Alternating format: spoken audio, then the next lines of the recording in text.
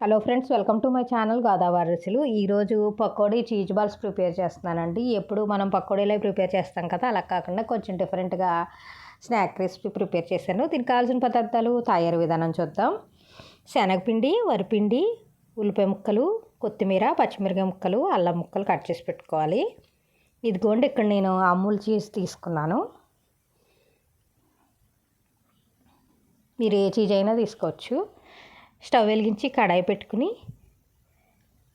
మన cheese balls వేయించడానికి సరిపడా ఆయిల్ వేసుకుంటున్నాను. ఆయిల్ వేడెక్కేటప్పుడు మనం పిండి కలుపుకుందాం. ఒక గిన్నె తీసుకుని అందులో 1/2 కప్పు వరిపిండి, 1 కప్పు శనగపిండి, సాల్టు, కొద్దిగా సోడా ఉప్పు, పచ్చిమిరపకాయ ముక్కలు, అల్లం ముక్కలు, ఉల్లిపాయ ముక్కలు, కొత్తిమీర అన్నీ వేసుకుని బాగా మిక్స్ చేసుకోవాలి. ఉల్లిపాయ ముక్కలు బారుగా కోసుకోవాలండి, పకోడీలు కట్ చేసినట్టు చీలికల్లాగా. ఎక్కువ వాటర్ పట్టదు మనకి, కొద్ది కొద్దిగా వాటర్ పోసుకుంటూ కలుపుకోవాలి. మళ్ళీ పలసగా అయితే ఇబ్బంది అవుద్ది.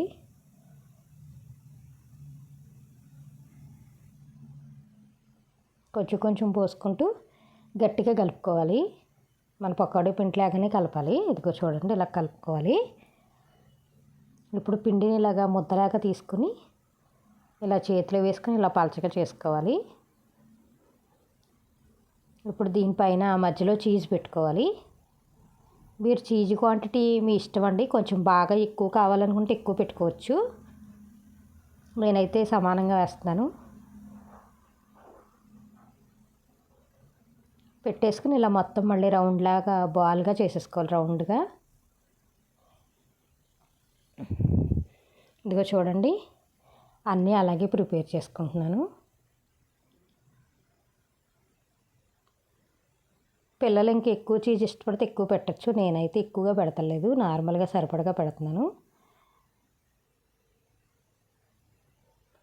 ఇలాగే బాల్స్ అన్నీ ప్రిపేర్ చేసేసుకోవాలి.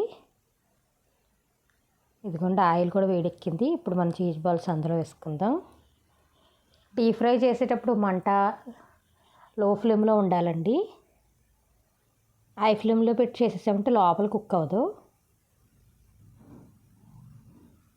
లోపల కుక్ అవ్వకుండా పైన మాడిపోద్ది. అందుకని లో ఫ్లేమ్లో పెట్టి స్లోగానే వేయించుకుంటే లోపల దాకా కుక్ అవుద్ది.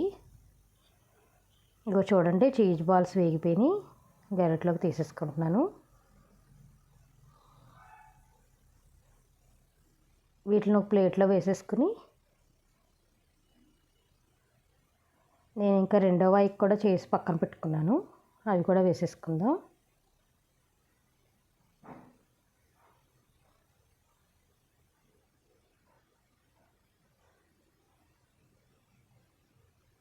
ఇదిగో చూడండి, చక్క లోపల వరకు చక్కగా కుక్ అయిపోయింది. చీజ్ కూడా చక్కగా మెల్ట్ అయింది. ఇదిగో చూడండి, చీజ్ కూడా కనపడుతుంది. ఇప్పుడు దీంతో పాటు టమాటా సాస్ సర్వ్ చేస్తున్నాను. టమాటా సాస్లో నంచు తింటే టేస్ట్ మాత్రం చాలా బాగుంటుంది.